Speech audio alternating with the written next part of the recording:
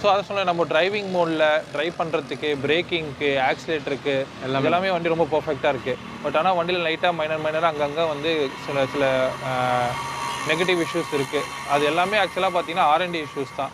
அது வந்து கம்பெனி நிறைய பண்ணும். அதை 2 பேர் உட்காந்து போகும்போது இந்த வண்டி ஆல்ரெடி வெயிட் இருக்கு.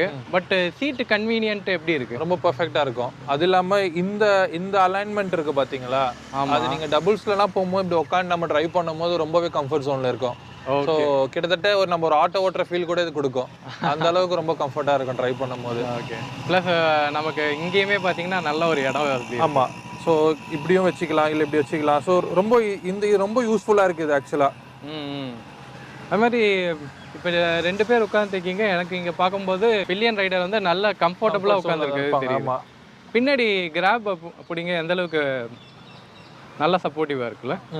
அங்கே ஒரு அக்சசரிஸ் வைக்கிற மாதிரி வச்சிருக்காங்க. ஆக்சுவலாக நான் அந்த மாதிரி வச்சிருக்கேன். ஸோ ஆக்சுவலாக இது வந்து டாப் ரேஜோ என்னவோ சொல்லுவாங்க, just to fit the boxes. அது ஓகே. ஸோ அதுக்காக அதை நான் வச்சிருக்கேன். அது ஏதாவது கொடுத்துருக்காங்களா அக்சசரிஸ்? இல்லை, அந்த மாதிரி அவங்க கிட்ட இன்னும் வரல. எல்லாம் கேட்டால் R&Dல இருக்குன்றாங்க. அப்படியா? ஆமாம். வண்டி வந்து இவ்வளோ வருஷம் வச்சு இன்னமும் இன்னும் வந்து சொல்றாங்க, இன்னும் வந்து R&Dல இருக்குன்றாங்க. அதே மாதிரி இங்க ஒரு பாக்ஸ் ஃபிட் பண்ற மாதிரி ஒரு செட்டப் கொடுத்திருக்காங்க. ஆக்சரிஸ் எதுவுமே கொண்டு வரல. அதெல்லாம் இவங்க கிட்ட இப்போதைக்கு ஆக்சரிஸ் ஸ்டாக்ல லிஸ்ட்ல காட்டல. அதெல்லாம் காட்டல. ஆமா. அண்ட் இது ஒரு அக்சசரிஸ் சொன்னாங்க. இதை நீங்க எக்ஸ்ட்ரா நீங்க வாங்குனீங்க. அது இது எவ்வளவு ஆகுது? அதான் இது மொத்தம் எல்லாமே சேர்த்து வந்து 5K கிட்ட ஆச்சு. ஃப்ளோர் மேட் சம்மர் அரௌண்ட் வந்து அக்சசரிஸ் மட்டும் 5K.